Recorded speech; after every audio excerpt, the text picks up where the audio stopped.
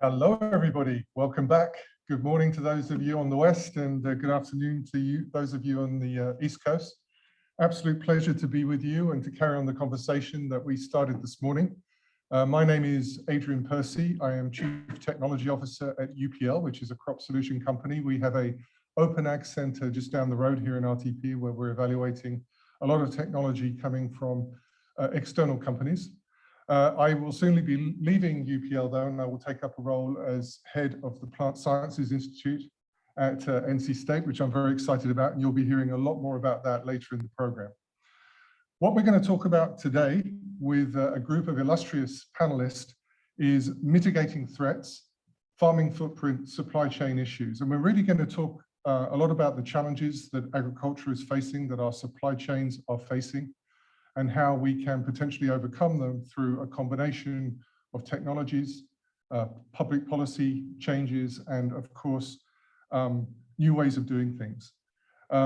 We have, as I said, a great panel presenting some very different viewpoints, right from really upstream type topics like soil health, through plant sciences, and then down to talking of more consumer-facing topics such as the current footprint of the meat industry. We have Sanjay Krishnan, who will be talking about some of the effects of the pandemic on supply chain issues. And then last but not least, Nicola Kersley, who will be talking about some of the approaches that we have within indoor ag. But first of all, we're going to start with a great guy many of you will know, Neal Gutterson. Neal was formerly CTO at Corteva. Before that, he was CEO of a small biotech company. More recently, he has become the CTO of Radicle Growth, but he's also on the board of CGIR, which is a collection of very important research institutes across the world that are developing new research on important crops, particularly for the developing world. So Neal, I hope you can hear us. I'm going to hand over to you. You've got a very evocative title, The Suffering Soil, and can't wait to hear from you. All right, you hear me okay, Adrian? We can hear you perfectly. All right, excellent. Well, good morning, good afternoon, and good evening to anyone else around the world. And thanks, Adrian. Thanks, Rohit, for the opportunity. Indeed, we spent a little time thinking about our topic, and the soil has been suffering for a long time, and it seemed like an appropriate topic in the context of threats to agriculture in the future. You know, soil health has been an important topic for a long time as a center of agricultural system innovation, as a center for farming productivity and farmland conservation. In fact, I started out in this industry in 1983 working on biologicals with soil as kind of the focus of that in my first company. But I think today more than ever, it's actually an investable theme, and it makes it a really important topic for this conversation. As part of our investment thesis set at Radicle Growth, in support of this overall journey on improved environmental performance of farming operations, improved soil organic carbon, and carbon deposition to take ag from driving climate change to helping solve climate change. So let me start with a few perspectives, maybe a few sort of fun facts for everyone to remind you if you're not thinking about this all the time. You know, first of all, soil organic carbon stock represents about 1.5 to 2.5 1,500 to 2,400 gigatons of carbon in the top just meter alone of soil.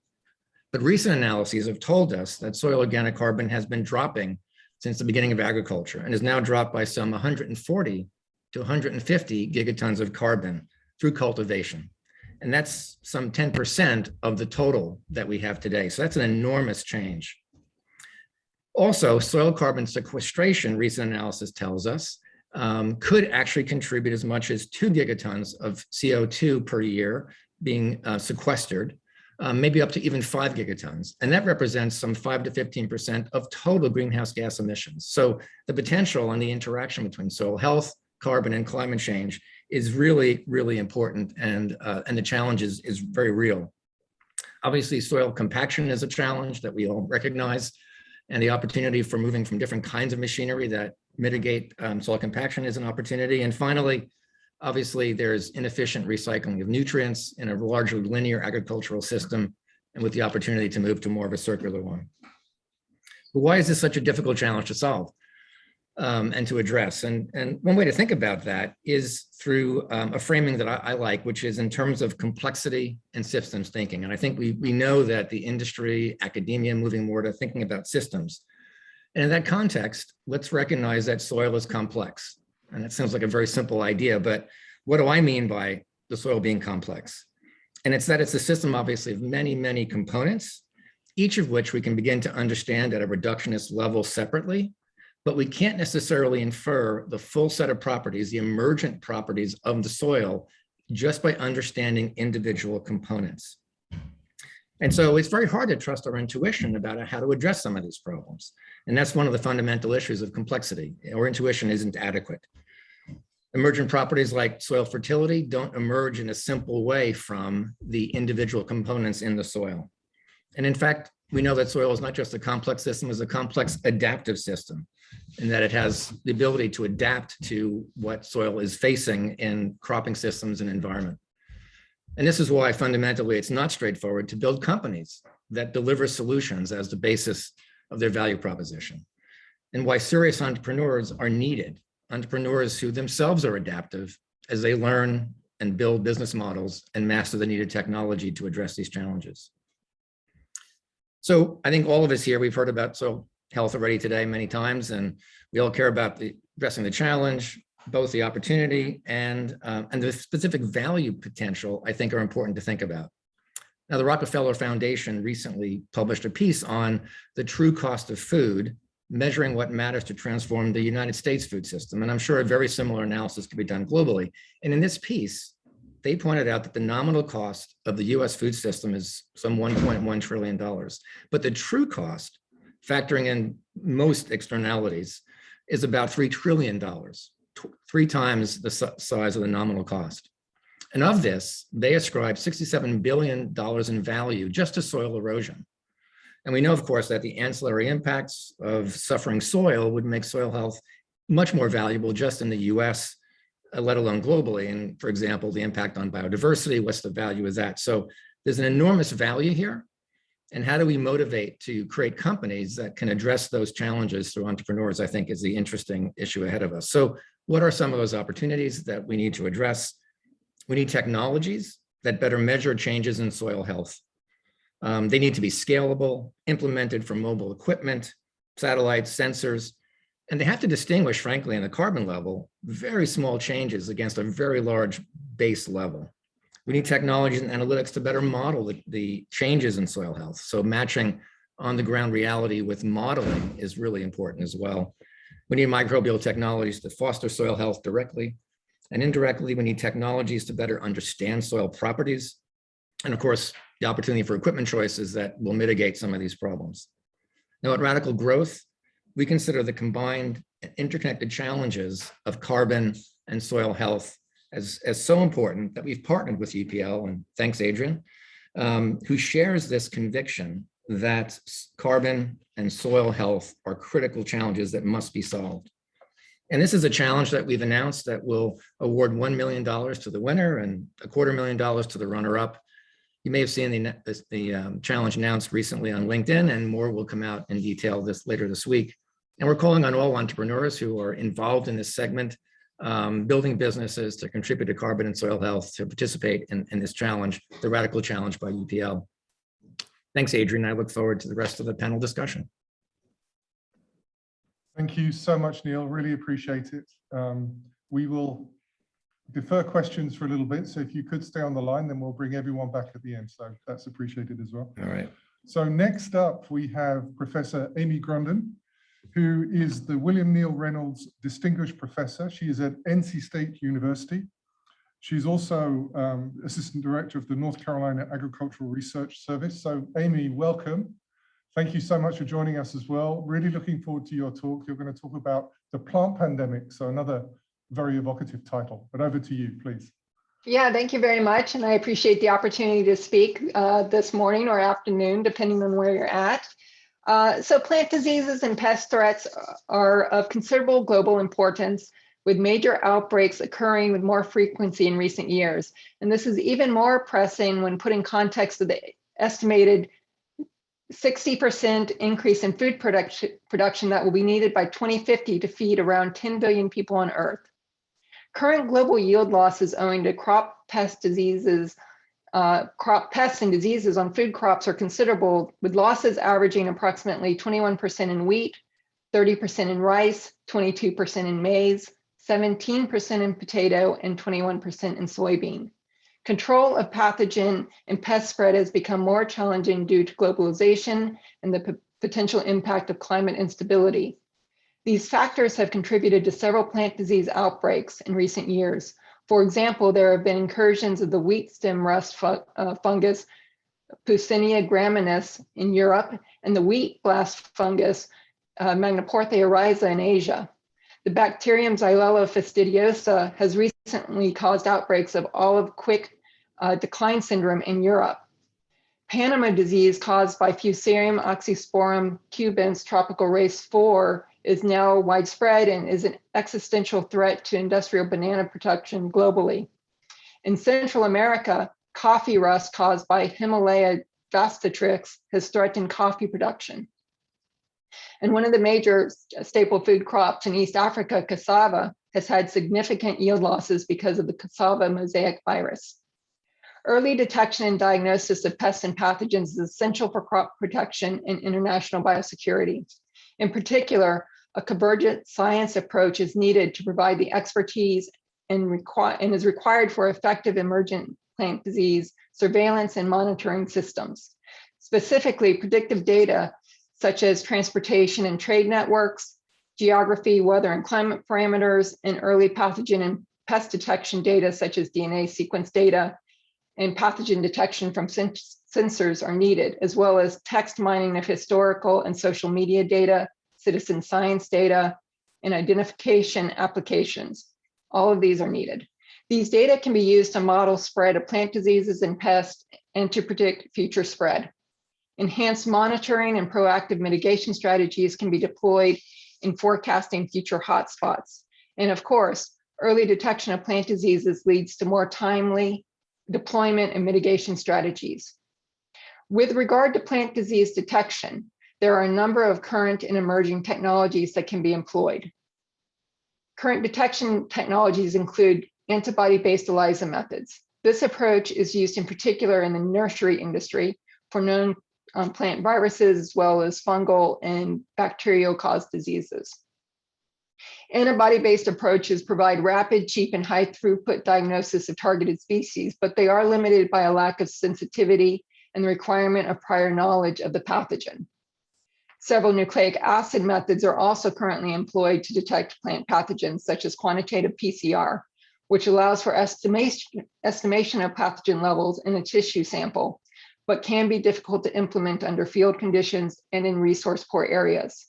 A second method for DNA amplification is loop-mediated isothermal amplification, or LAMP, which is currently a less developed method than the qPCR method, but does not require expensive instrumentation. Next generation sequencing methods are now increasingly being used and enable the direct analysis of DNA and RNA from infected samples to capture metagenomic sequences, allowing for the identification of pathogen species by mapping sequences against appropriate reference databases. However, extraction techniques that enrich for pathogens, DNA or RNA over the host, nucleic acids, and appropriate bioinformatic pipelines are needed for this approach. An increasingly promising area for disease detection and surveillance is the development of biosensors. Examples of new biosensors include a lateral flow device using an antibody-based strategy to detect Xanthomonas wilt, a banana in the field. Here at North Carolina State University, as part of our Plant Sciences Initiative, a molecular diagnostic platform based on a microneedle patch nucleic acid detection or extraction method in combination with a smartphone-based LAMP assay for pathogen detection has been developed and deployed for detection of diseases in tomato. A smartphone device for sensor array scanning and image capture of colorimetric volatile organic compounds sensor has also been developed.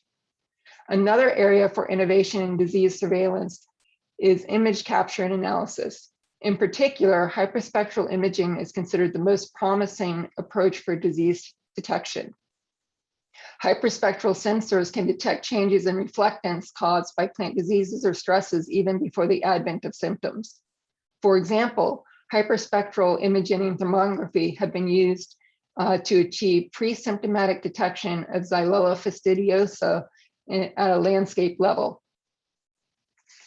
Furthermore, the application of machine learning methods is important to train automated detection and identification of disease symptoms from remotely captured images. In addition to advancing disease detection through application of biosensing and imaging technologies, epidemiological tools should be used to predict risk of outbreaks. And such tools can provide simple deterministic mathematical models, as well as spatially explicit stochastic simulations and decision support systems. For example, meteorologically driven dispersal models can identify the risk of long-distance movement of spores to show which countries are at risk. An approach that has recently been used to identify 5 major zones for exchange of rust spores of wheat stem rust throughout Africa, the Middle East, and South Asia. Along with increased trade connectivity among countries, warming climates may facilitate the spread of new pathogens, and decision support systems are under development that use Earth observation data. As an example, the Pest Risk Information Services uses environmental data and land surface temperature and rainfall combined with models of pest life cycles to make pest risk assessments, and has recently been used to predict and reduce the impact of fall armyworm in corn in East Africa. And lastly, a lack of access to timely, appropriate, and actionable extension advice is a major cause of poor productivity and crop loss for smallholder farms in the developing world. Work in development in developing world organizations such as CABI's PlantWise clinics have helped support establishment of local plant clinics staffed by trained specialists where smallholder farms get practical advice. However, additional plant disease clinics are needed. So clearly the time for strategic thinking and technology application is now, as the food security resource poor countries are threatened by both plant diseases and the COVID-19 pandemic that has impacted food production, access, supply chains, and the health of agricultural workers. And with that, I thank you all for your attention. Thank you, Amy. And we, again, would love to come back to you on some of these things, especially talking about some of the technologies for early detection, which are really exciting. And I was reading just this morning about spore detection for Asian soybean rust, which is, right, the kind of thing that you were talking about, and the power of those, and then, to use the proper treatments to get those at those diseases early is really important. So thank you for that. Absolutely. We're going to move out of the plant world briefly to move into the animal protein world with Eric Mittenthal. Eric is head of strategy for NAMI, which is the North American Meat Institute, which is a trade association representing a very, very high percentage of meat that is produced and then distributed across the US. Welcome, Eric. I'm going to let you talk about Protein Pact and the implications of what you're doing along with the association. Yeah, thank you very much for the opportunity to join you today and talk to you a little bit about our Protein Pact for the people, animals, and climate of tomorrow. As the association that represents 95% of the beef, pork, lamb, and veal that's produced in the U.S. and 70% of the turkey, we really felt like we have a very important role to play in determining what the future looks like for the animal protein space, and particularly what continuous improvement looks like. The industry for animal protein is under a lot of pressure around meeting the global sustainable development goals and the role that animal protein can play in nutritious diets, but also in being a solution for planetary health as well. And so at the Meat Institute, we've been working over the last couple of years to identify the priority areas for continuous improvement and what methods we might be able to implement as an industry to drive continuous improvement to meet UN Sustainable Development Goals, as well as our customer needs and consumer expectations between now and 2030. And that really was the launching point for the Protein Pact. And so we've identified 5 key focus areas that we are working towards continuous improvement on. And in the next few weeks here, we will be releasing a set of metrics as well as bold and ambitious targets that we seek to achieve between now and 2030. Those focus areas for us are animal welfare, environmental impact, food safety, human health and wellness, and labor and human rights. And we know through a great deal of research that those are really some of the key focus areas for consumers, as well as things that our customers and the business community, investors as well, are seeking more information on from the industry. And so our framework that we have developed really has a variety of metrics within all of those areas, a total of 22 indicators that we're going to be measuring across the 5 focus areas, and 100 total metrics within all of those as well. And so we will, for the first time as an industry, be able to collect data on our members' progress to determine how we are progressing, and also help provide our members with resources and solutions that can help drive improvements within all of our member companies, large and small. We represent the very largest companies all the way down to the very smallest and everybody in between. And so we see a role to play for the entire industry to be a piece of this, and making sure that as an industry, we are working together to meet the Global Sustainable Development Goals. What we're doing as far as mapping out continuous improvement isn't entirely unique within the meat industry. And that's where the PACT part of Protein PACT really comes in.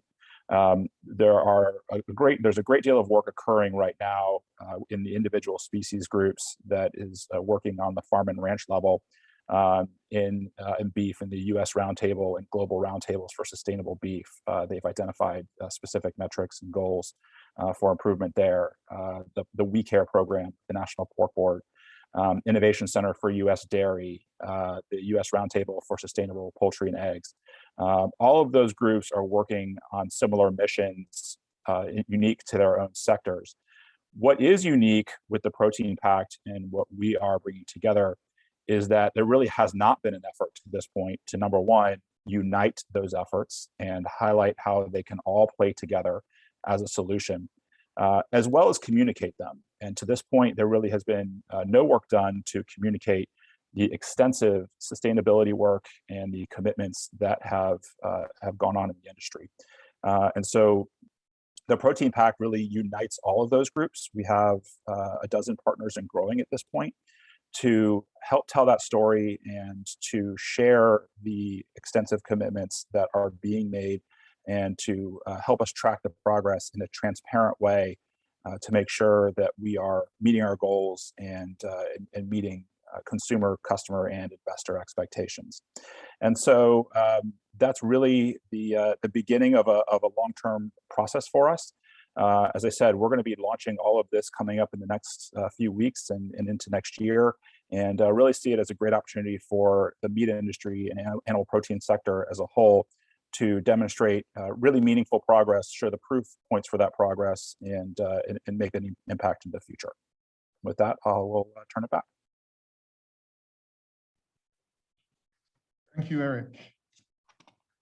And if I just wanted to mention, we will be having some Q&A after this. So if you have some questions, please put them in the chat box, and Rohit will help me then to address those to the right panelists. But before we do that, we have 2 more speakers.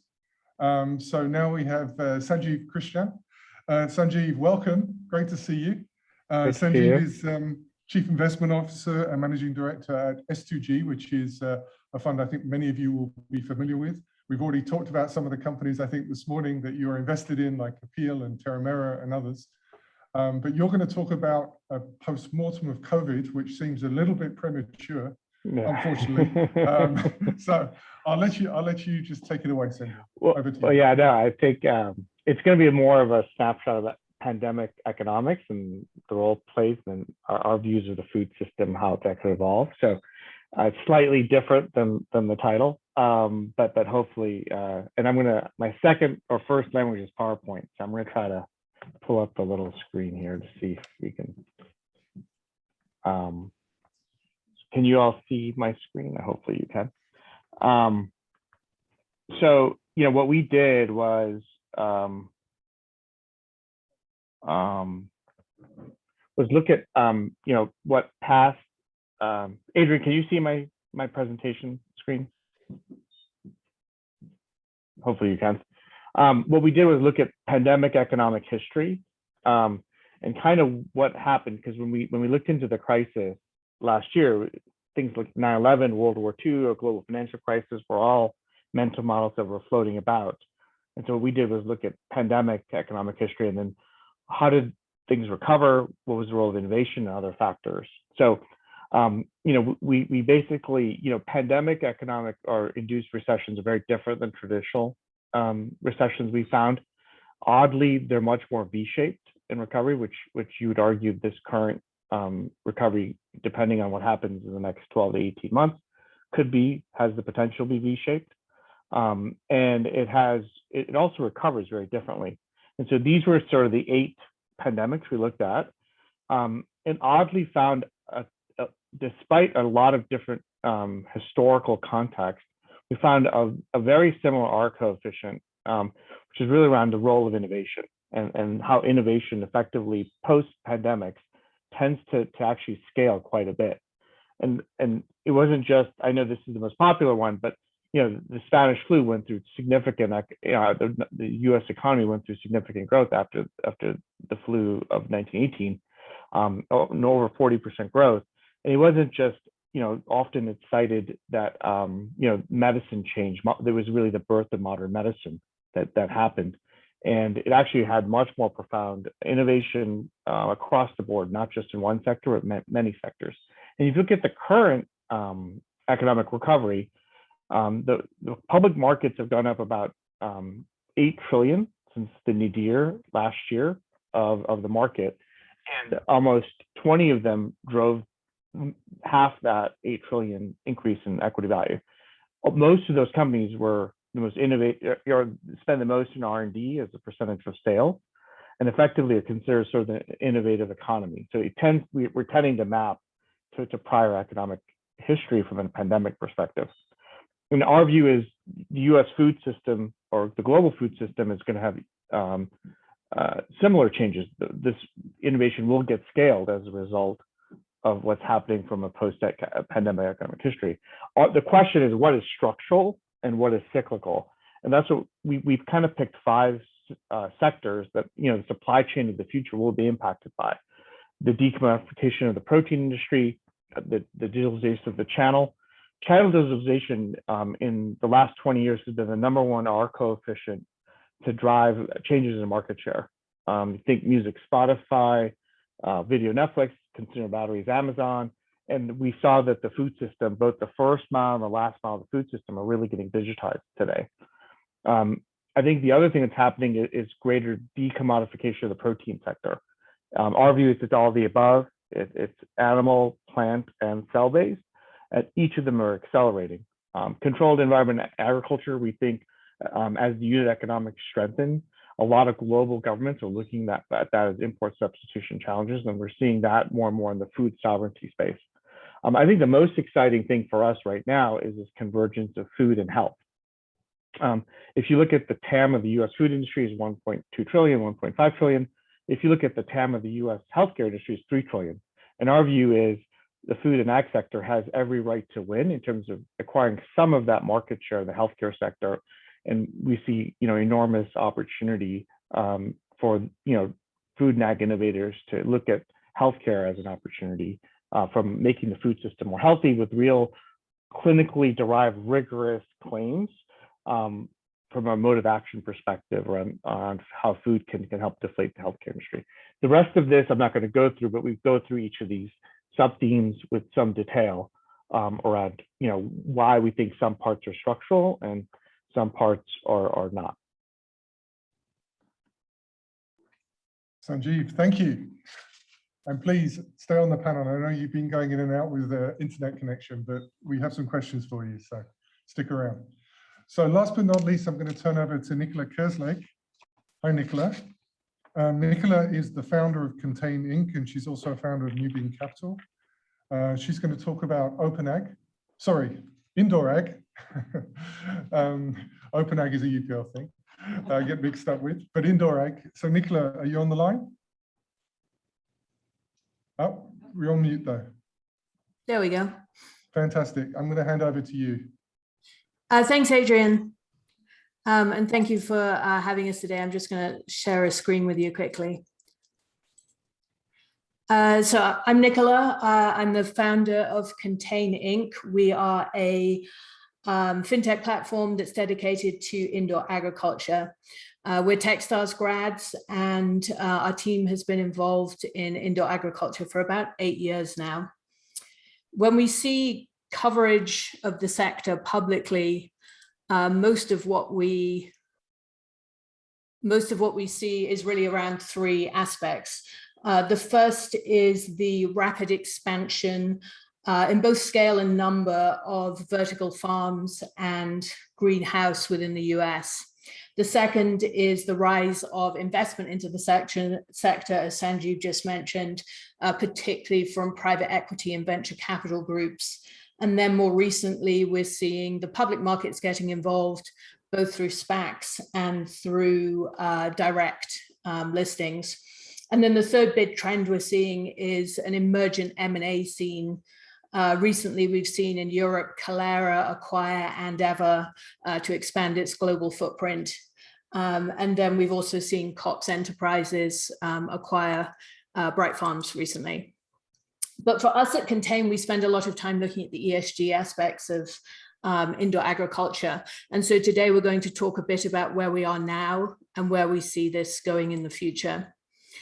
This audience is probably well aware that indoor agriculture has sustainability benefits.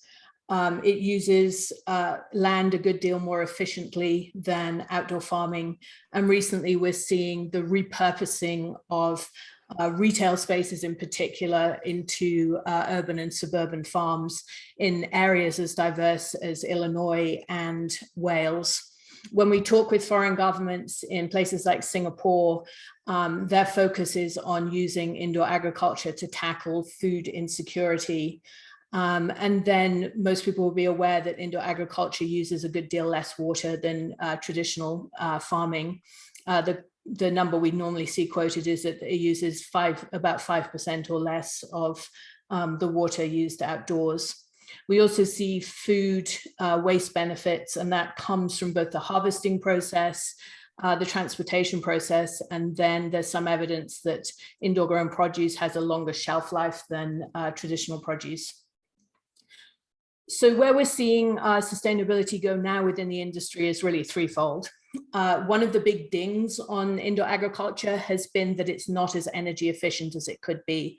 That's starting to change, both with more efficient equipment, particularly LED lights, but more importantly with better engineering of grow systems in particular. So one example of that is a Scottish company, Indoor Growth Solutions, which has designed a grow system that I think it's saying is about 30% more efficient than other options and is now being commercially proved out. If the last year has been about anything for indoor agriculture, it's about better plant biology. We've seen Adrian's alma mater Bayer stand up Unfold to work on plant genetics. We have seen companies like Bowery set up their own research centers. And most recently, Aero Farms has signed a collaboration with Cargill to develop cocoa for these systems, which obviously has both supply chain and human rights benefits down the road. At Contain, we are seeing better access to capital for the majority of indoor farmers who are new to the industry and will never meet a VC. When we first started Contain, we spent 6 months cold calling to find a lender who would work with us. We now work with more than 30 lenders, and we get inbound calls all the time from more. At Contain, we think a little more broadly about ESG and about how we can serve the indoor agriculture industry. And here's two examples of that. During lockdown last year, we started getting calls from people asking us how they could start a garden, how they could start growing at home. And we thought, that's interesting. Maybe this is a good way to improve mental health, as well as reducing food miles and waste at the same time. So we created Rooted, which is a micro-learning platform that empowers corporate employees to grow a little of their own food at home. So the way it works is that we drop ship everything that a corporate employee might need to start growing, grow kits, seeds, hydroponic solutions. Then we empower them to learn how to grow through bite-sized interactive stories, kind of like Netflix with a purpose. And then we enable them through private social to support each other on their journeys. We're currently in 5 countries with this product. We'll shortly be in 10. Our clients include majors like Dole and Danone and one of the largest tech companies in the world.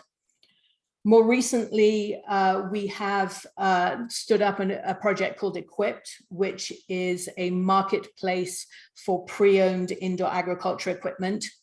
Its sustainability benefits are that it reduces waste. It speeds up the supply chain, which is very important for indoor agriculture farmers right now.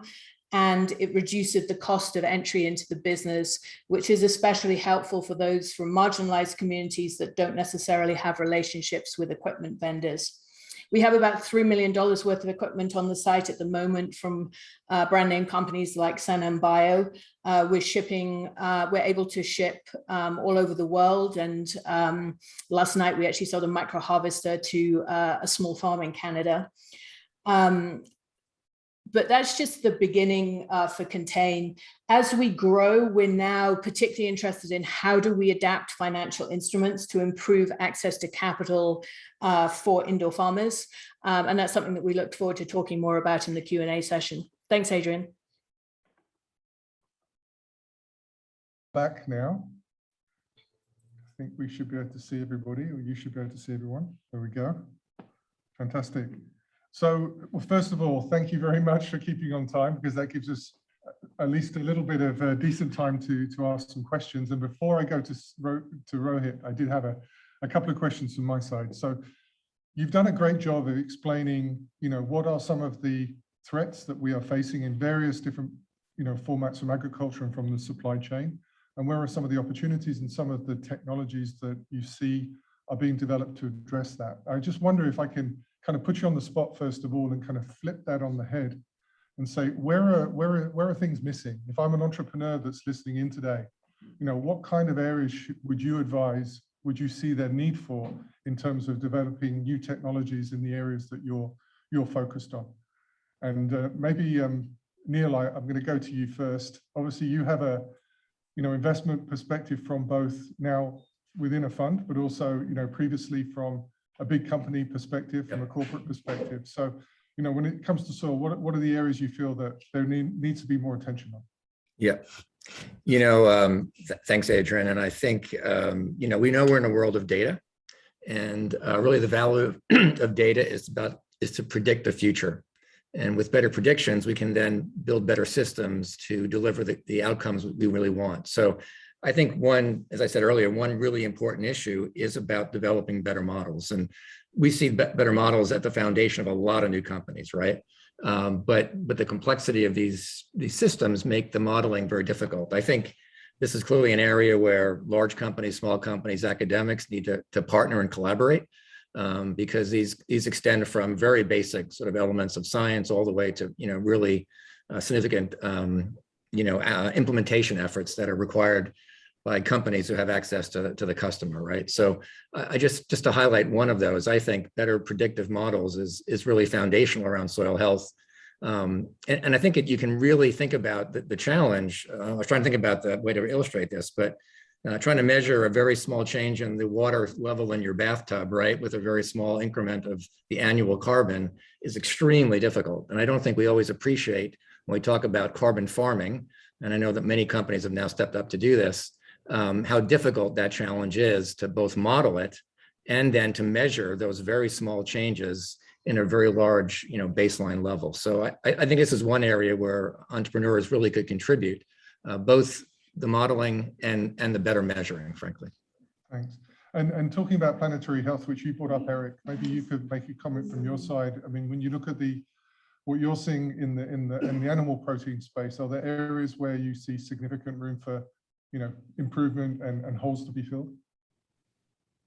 Yeah, absolutely. There are lots of opportunities at every level of the sector. Truly, we are focused within the Meat Institute on processing facilities, and we don't always use the term automation. We tend to use advanced processing technologies because there's a lot of opportunity to advance there, particularly as we've learned throughout the pandemic with some of the labor challenges that have been out there to provide solutions for companies to be able to address that. And I think the labor issue is one that remains today and will for an extended period of time, just due to our current environment. I think as it gets to particularly our environmental impact and down on the farm, and opportunities to look at ways of methane capture or reducing methane.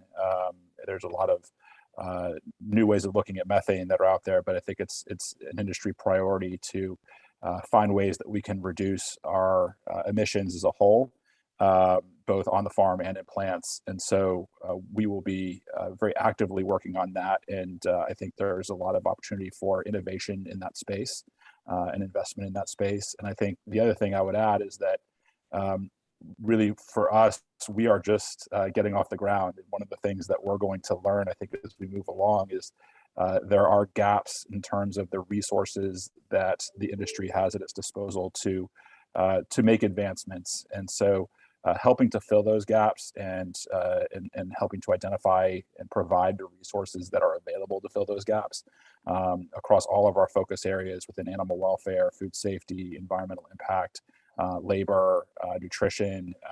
There will be needs across all of those where advancements, technologies, and resources will be crucial. And so we're going to be looking to the community here to help us provide those if they already exist, or help us invent them if they don't. And Amy, going to you, I mean, you presented a lot of examples of early detection tools. So it sounds like there's an awful lot of activity going on right now, but are there holes? Are there areas that you feel?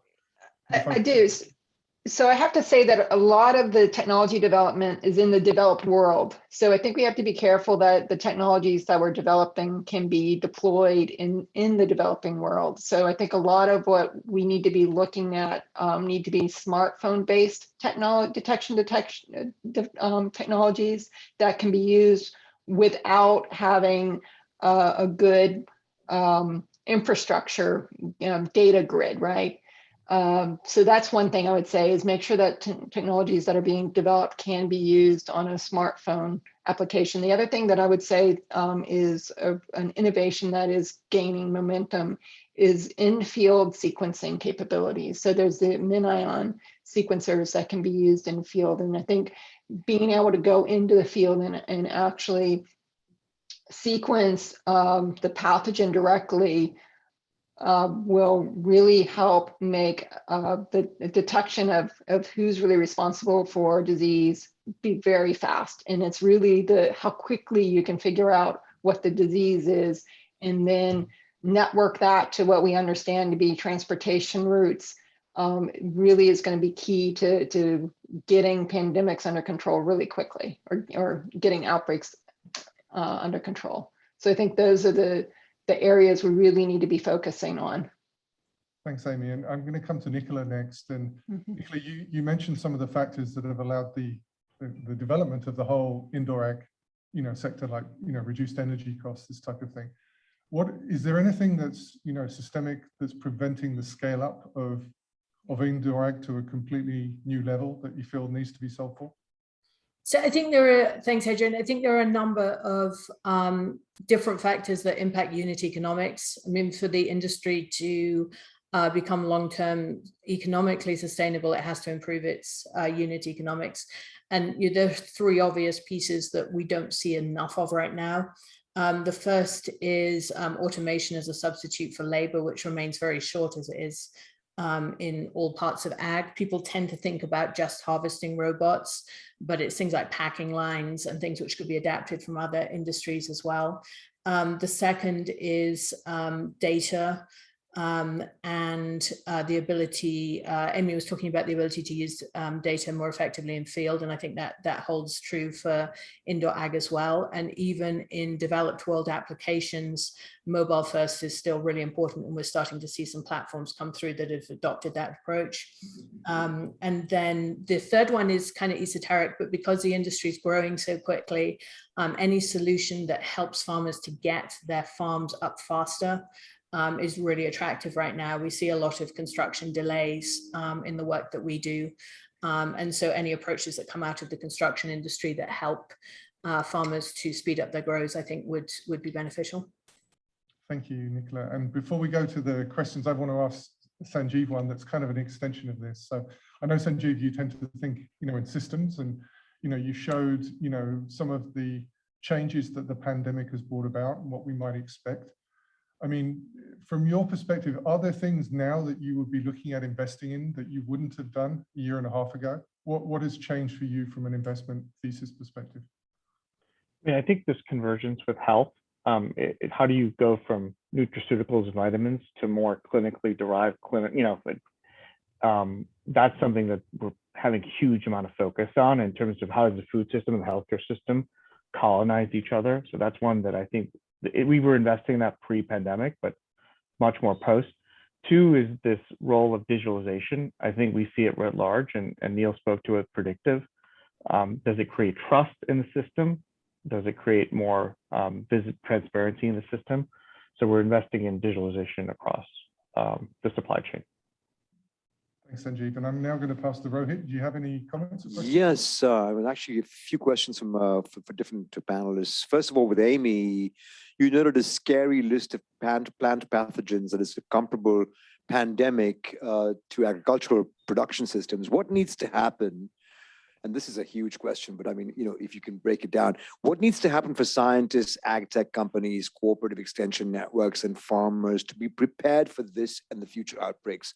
Given that Sanjeev talked about the post-mortem of COVID and the preview of things to come, what can we do to be more prepared for these outbreaks? Quite apart from research, and I know that's what you'd say anyway, Amy. Of course, more research dollars. Yeah. So I'd say the good news is that a lot of the pieces are in place, or starting to come into place, in terms of being able to do, weather tracking, trade tracking, being able to identify the causative pathogen quickly. Really, I think where we need better efforts is actually integration of data and breaking down barriers across countries. Right now, I think the biggest challenge is there isn't necessarily good communication when there is an outbreak in a country, and that country doesn't necessarily want to share that information because they're afraid of the economics of having made that decision. So I think there needs to actually come into play some regulatory and sort of governmental input into how we can make a more global system actionable. I think we are making quite a lot of advances in terms of the data technology side. And luckily, data technologists, I think, are seeing food security as a major problem that they want to help with. So I think it's really going to come down to organizations, global organizations, realizing the importance of this problem and helping to, accelerate different organizations working together to put the pieces in place to form actionable networks and bring down barriers across countries. And again, I think it's gonna take, World Health Organization, other organizations that are known to be, honest brokers to come into play. We're standing right before the UN Food Summit that's coming up in November, and that's going to be a question that's going to be asked.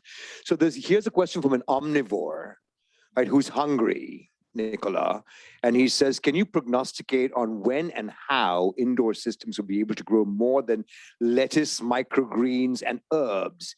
I'm getting hungry here for something else besides salads, he says. Well, so they already are. I mean, we're seeing one of the categories that we've seen a big jump in the past year or so is aquaculture.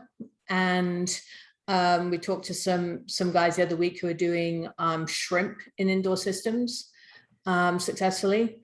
And then we're also seeing insects primarily for fish feed in the West, and then for human consumption in some other parts of the world where that's more culturally fitting, as it were. Sanjeev, you probably have some comments on that one also. Yeah, I mean, I think the most exciting for me is seedlings, producing seeds. That can be a challenge in outdoor markets in certain jurisdictions. Yeah. It's a little bit maybe first order from that perspective. We're seeing more companies there. And I think, yeah, you've seen some announcements of cacao and with Aero Farms and Cargill. So I think, there's going to be, this is not going to be just a leafy green herb thing. I think it's going to go much beyond that. And there's actually an interesting one we saw this morning, which was someone proposing to use indoor systems to create saplings to help regenerate some of the forests that have been damaged by forest fires this year. I don't know how viable it is, but I thought it was an interesting approach. Can I just pop in here for a second as well, Rohit? It strikes me that we've certainly seen with a number of announcements that looking whether it's strawberries or tomatoes, the move more to vegetables, to fruit, let's just say, as opposed to leafy greens, I think is coming. But the challenge there to me is that the adaptation of a leafy green from the field to the greenhouse is relatively simple, I think, fundamentally. The adaptation of a tomato that might grow in much more complex ways in the greenhouse or in the field into indoor agriculture is very different.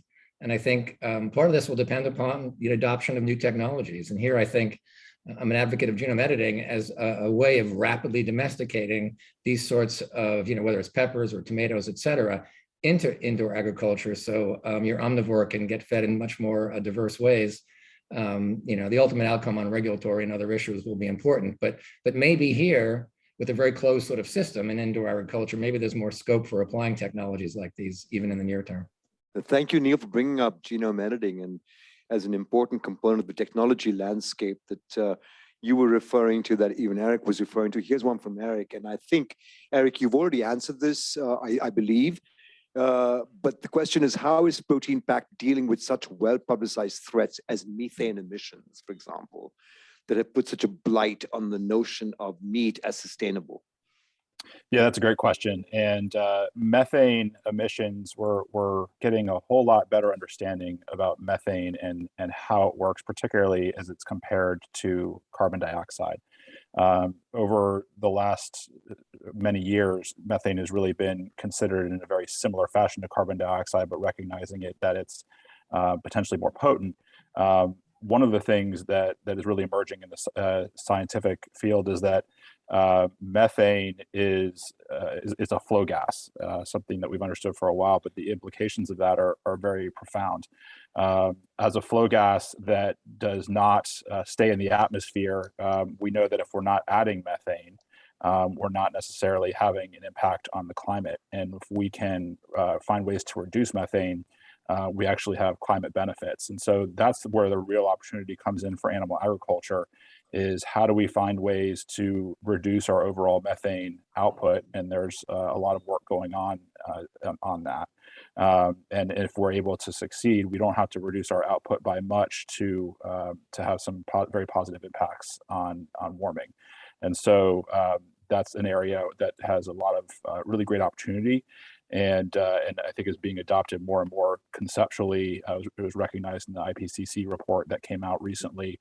It's called GWP Star, and so the whole idea of rethinking methane and calculating it differently has a lot of implications in a lot of different ways.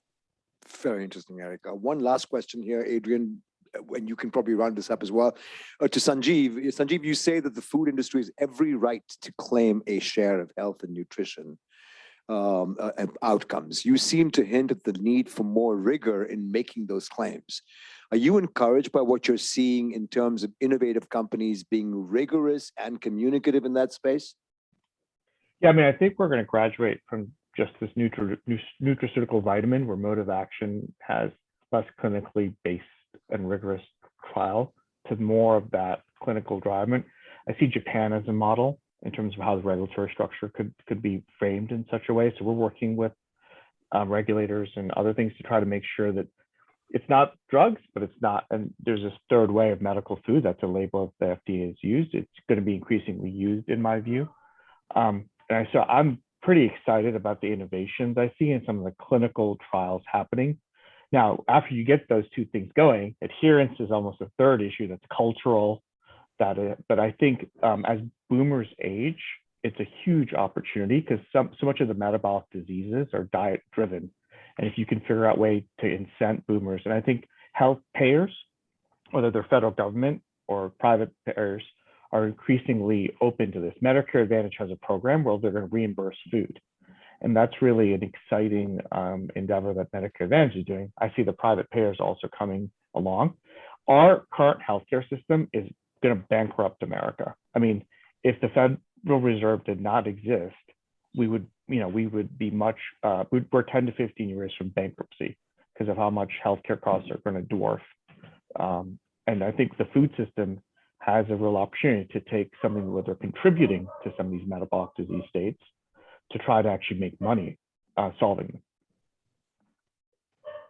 Thanks, Sanjeev. I've loved this panel. Thank you so much for keeping on time for all of your interesting insights. I mean, we started with soil, and then we ended up with healthcare potentially bankrupting this country, which is kind of a very broad swath of topics for a single panel. Thanks for your time. And I'm going to hand over to the next group. But thanks very much, guys. Appreciate it.